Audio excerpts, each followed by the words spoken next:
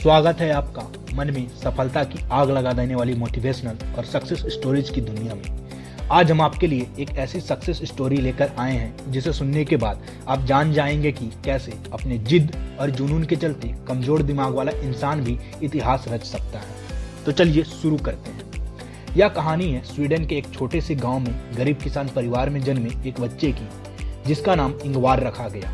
इंगवार का जन्म 23 मार्च 1926 को हुआ। यह स्वीडन के इतिहास का एक ऐसा दौर था जब स्वीडन बहुत गरीबी और बदहाली के दौर से गुजर रहा था। उस समय स्वीडन की अर्थव्यवस्था की हालात काफी खराब थी। पिताजी किसान थे जिनकी अपनी ही जमीन थी। उसी जमीन पर वो खेती करते और उसी में अनाज सब्जियां उगाकर अपना और परिवार का पेट पालते थे। उनका घर भी खेत की जमीन पर ही था।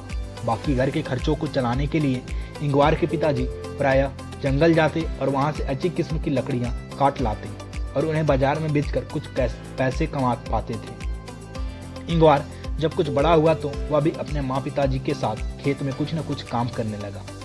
इस तरह पूरा परिवार खूब मेहनत करता। इसके बाद इंगवार जब 5 साल का हुआ तो उनका दाखिला स्कूल में करवा दिया गया, जिसमें इंगवार को लेकर कुछ महीने बाद यह बात सामने आई कि इंगवार डिसलेक्सिया नाम की एक ऐसी बीमारी से पीड़ित है। यह एक ऐसी बीमारी है जिसमें शब्दों को पढ़ने और समझने में परेशानी आती है। इधर पिताजी इंगवार के लेट उठने की आदत और डिसलेक्सिया नाम की बीमारी से परेशान थे, जिसको लेकर वह इंगवार को अक्सर गुस्से में बोल देते कि तू इतना लेट सोकर उठता है और पढ़ाई में भी कमजोर है। ऐसा ही रहा तो तू जिंदगी में कुछ नहीं कर सकता। पिताजी की यह बात इंगवार को बहुत चुभी। इंगवार पिता की इस बात को गलत साबित कर दिखाना चाहता था कि एक दिन वो जिंदगी में जरूर कुछ बड़ा करके दिखाएगा। अपनी इस लेट उठने की आदत से अक्सर स्कूल लेट पहुंचता, जिस वजह से मास्टर उसे खूब सुनाते।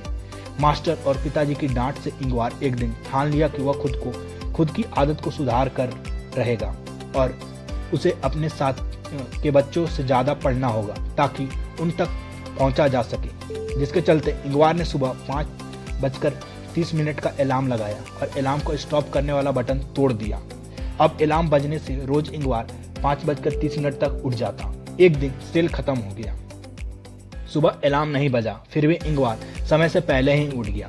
यह देख इंगवार अचंभा रह गया कि यह कैसे हुआ। अलार्म भी नहीं बजा और मेरी आंखें अपने आप खुल गई। अब रोज सुबह जल्दी उठने की आदत के चलते इंगवार खूब मन लगाकर पढ़ाई करता ताकि वह इस डिसलेक्सिया बीमारी को भी हरा दे। 6 वर्ष की उम्र से इंगवार पढ़ाई भी करता और अपने पिता के साथ लकड़ियां लाने जंगल भी जाता। हालांकि यह उसके खेलने कूदने की उम्र थी, लेकिन अपनी जिद के चलते उसे अब खेल कूद में कोई रुचि नहीं रह गई थी। उसके मन में बस अब एक ही धुन सवार थी। वो धुन थी कुछ बड़ा करने की। अब जब भी इंगवार अपने पिता के साथ जाता तो वहां से लौटते हुए रास्ते से लकड़ियों के कुछ अच्छे सरकंडे चुनकर उठा लाता। उन सरकंडों की कलम बनाकर स्कूल के बच्चों को बेचकर खुद का जेब खर्च निकाल लेता था। यहीं से इंगवार अपनी इस छोटी सी उम्र से ही पैसे कमाने की और भी बेहतर अवसर तलाशने लगा। जब वह 7 साल का हुआ तो अपने पिताजी द्वारा बनाई 3 पहिए वाली लकड़ी की साइकिल पर माचिस बेचने जाने लगा। इससे वह अपने स्कूल के खर्च निकाल लेता। 10 साल की उम्र में उसके पिता ने उसे साइकिल दे दी, जिस पर वह अपने आसपास के गांव में भी माचिस बेचने जाने लगा। इस दौरान उसे पता चला कि अगर यह माचिस स्टॉकहोम शहर के होलसेल से खरीद ली जाए तो काफी सस्ती पड़ेगी। तो इस तरह मैं अधिक माचिस लोगों को बेच पाऊंगा और अधिक मुनाफा कमा पाऊंगा। वहीं स्टॉकहोम शहर में अपने एक रिश्तेदार की मदद से इंगवार ने बहुत सारी माचिस मंगवा ली। अब वह इन माचिसों को पहले से भी कुछ कम दाम में बेचने लगा। इस तरह इसमें भी इंगवार को सब जेब खर्च निकालने के बाद पहले से के मुकाबले काफी पैसे बच जाते थे। लेकिन जब इंगवार 12 साल का हुआ तो अपनी इस आय से बड़ी कक्षा का खर्च निकालना मुश्किल हो गया। तब इंगवार ने अपनी आय को और बढ़ाने के लिए कुछ डेकोरेशन वाले प्रोडक्ट भी खरीद कर बेचने शुरू कर दिए। साथ ही साथ बॉल पेन और पेंसिल भी बेचने लगा।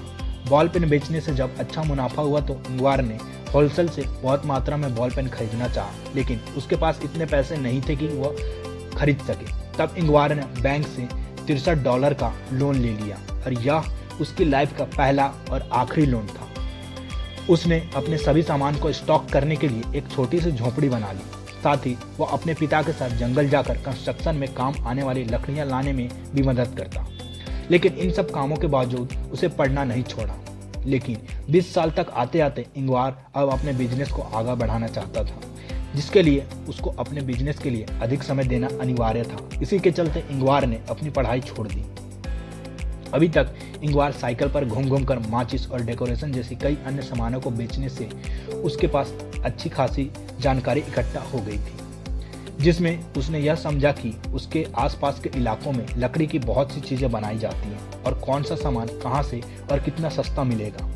इन सब बातों का ज्ञान इंगवार को अच्छे से हो गया था। अपने जमा किए गए पैसों से अधिक सामान खरीदने तथा उन सामान को स्टोर करने की जगह अब नहीं थी, जिसके चलते इंगवार ने जमा किए पैसों से मेल ऑर्डर बिजनेस करने का फैसला लिया, जिसमें सामान को स्टोर करने की जरूरत नहीं थी।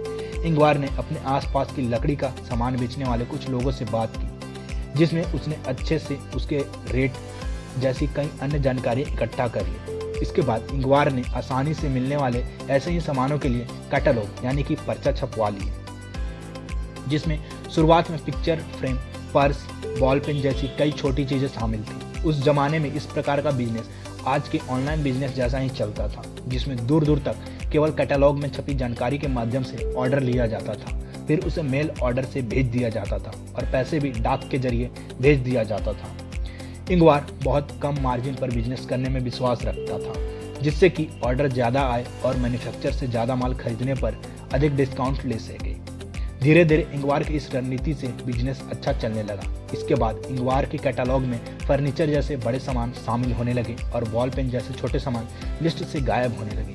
पिताजी के साथ काम करते करते इंगवार को लकड़ियों की अच्छी किस्म की पहचान थी, जिसके चलते वो अपने पिता की मदद से लकड़ियों को केवल मैन्युफैक्चरिंग फैक्ट्री में देकर फर्नीचर तैयार करवाने का ऑर्डर देता, फिर उस फर्नीचर को कम मार्जिन पर बाजार में बेच देता। इंगवार के फर्नीचर की गुणवत्ता को देखते हुए बाजार में इंगवार की फर्नीचर की डिमांड खूब बढ़ने लगी। माल अब बड़ी बड़ी गाड़ियों में जाने लगा। इसी के चलते अब कई लोकल फैक्ट्रियां सिर्फ इंगवार के लिए काम करने लगी, इंगवार के फर्नीचर बनाने लगी। इंगवार के कंपटीटर्स को यह बात गवारा नहीं था, क्योंकि उनका मानना था कि इंगवार की यह नीति हमारे रेट खराब कर रही है, जिसके चलते डिमांड कम हो गई है। इंगवार के बढ़ते इस फर्नीचर्स की डिमांड से बाकी के नामी गिरामी कंपनियों के फर्नीचर की डिमांड बाजार में गिरने लगी, जिससे कंपनियों को बहुत नुकसान होने लगा। इसी के चलते द स्वीडिश फर्नीचर और फूड इंडस्ट्री ने इंगवार की कंपनी का बाइकआउट कर दिया, जिसके चलते सबने इंगवार के लिए माल बनाने और बेचने से मना कर दिया। लेकिन कहते हैं ना, किसी ईमानदार इंसान के लिए जब एक रास्ता बंद हो तो भगवान उसके लिए कई और रास्ते खोल देता है। इंगवार ने हार नहीं मानी और उसने एक पॉलिश सप्लायर से माल लेना शुरू कर दिया, जो उसे पहले से भी कम दाम पर मिलता था, क्योंकि वहाँ कच्चा माल और लेबर दोनों ही बहुत सस्ती मिलती थी। इसके बाद इस बंदे ने दूसरे देशों से कई ऐसे सप्लायर ढूंढ लिए जहाँ वो बहुत सस्ते में माल बनवा सकता था। इंगवार ने अपने फर्नीचर ब्रांड का नाम रखा आइकाई फर्नीचर, यही नाम है कंपनी का। अब इंगवार ने उन कंपनियों की वाट लगा दी जो सोच रही थी कि फेडरेशन द्वारा मेरे ब्रांड को बाहर निकाले जाने में कंपनी बंद हो जाएगी। देखते ही देखते सस्ते फर्नीचर की वजह से इंगवार के फर्नीचर की डिमांड तेजी से बढ़ने लगी। इसी बढ़ती मांग को लेकर इंगवार ने 1953 में अपना पहला शोरूम खोला। 60 के दशक तक आते आते कुछ और शहरों में भी अपने शोरूम खोल दिए। फर्नीचर को लेकर लोगों की ज़रूरतों को देखते हुए इंगवार के मन में सबसे पहली बार फोल्डिंग फर्नीचर का क्रिएटिव आइडिया आया, जिसके चलते इंगवार ने जब पहली बार बाजार में ऐसा फर्नीचर उतारा तो यह फर्नीचर लोगों में बहुत लोकप्रिय हुआ और ज़बरदस्त डिमांड हुई। इसके बाद इंगवार का बिजनेस और भी तेजी से आगे बढ़ने लगा। देखते ही देखते इंगवार ने अपना बिजनेस कई और देशों में चलाना शुरू किया। इस तरह पूरे यूरोप में इंगवार के फर्नीचर बहुत पसंद किए जाने लगे। इसके बाद ऐसे ही कम मार्जिन वाली स्ट्रेटजी पर काम करते हुए लोगों की ज़रूरतों और डिमांड के अनुसार कई प्रकार के बेहतर किस्म के फर्नीचर बनाने शुरू कर दिए, वो भी कम दाम पर। कहा जाता है कि जिस देश में भी इंगवार के फर्नीचर के शोरूम खुलते थे, उस देश के लोकल फर्नीचर की मार्केट की वैल्यू गिरती थी। इसके कारण यह था कि इंगवार का फर्नीचर अच्छी क्वालिटी के और कम दाम पर होते थे। फर्नीचर की क्वालिटी, डिजाइन और रेट के प्रति लोग बहुत आकर्षित होते थे। यह देखते ही देखते लोगों में बहुत लोकप्रिय हो जाती थी। तो दोस्तों, यह वही इंसान था जो एक समय में डिस्लेक्सिया बीमारी का शिकार था, जिसे ताने मिलते थे कि तू जीवन में कुछ नहीं कर पाएगा। लेकिन आज उस इंसान की जिद के चलते उसने कई देशों में हजारों स्टोर और शोरूम खोले हैं और लाखों लोग इसके अंडर काम करते हैं, इसके एम्प्लॉय हैं। इंगवार 91 साल की उम्र में स्वर्ग सिधार गए। लेकिन आज इनके बेटे और पोते इनके इस बिजनेस को अच्छे से आगे बढ़ा रहे हैं। इंगवार की फर्नीचर इकाई के नाम से जानी जाती है। इकाई अब भारत में भी अपने शोरूम और मैन्युफैक्चरिंग यूनिट खोलने वाली है। 2020 में यह हैदराबाद, मुंबई और गुरुग्राम जैसे बड़े शहरों में अपने शोरूम खोल चुका है। अब तक यह कंपनी भारत में 800 करोड़ की इन्वेस्टमेंट कर चुकी है। अब तक 43 देशों में के अंदर इकाई के स्टोर खुल चुके हैं। आपका कीमती समय देने के लिए दिल से आपका शुक्रिया, धन्यवाद। ऐसे ही मोटिवेशनल बातें और स्टोरीज जानने के लिए इनसाइड मोटिवेशन हिंदी चैनल को सब्सक्राइब करें और खुद को मोटिवेट और सकारात्मक रखें। धन्यवाद।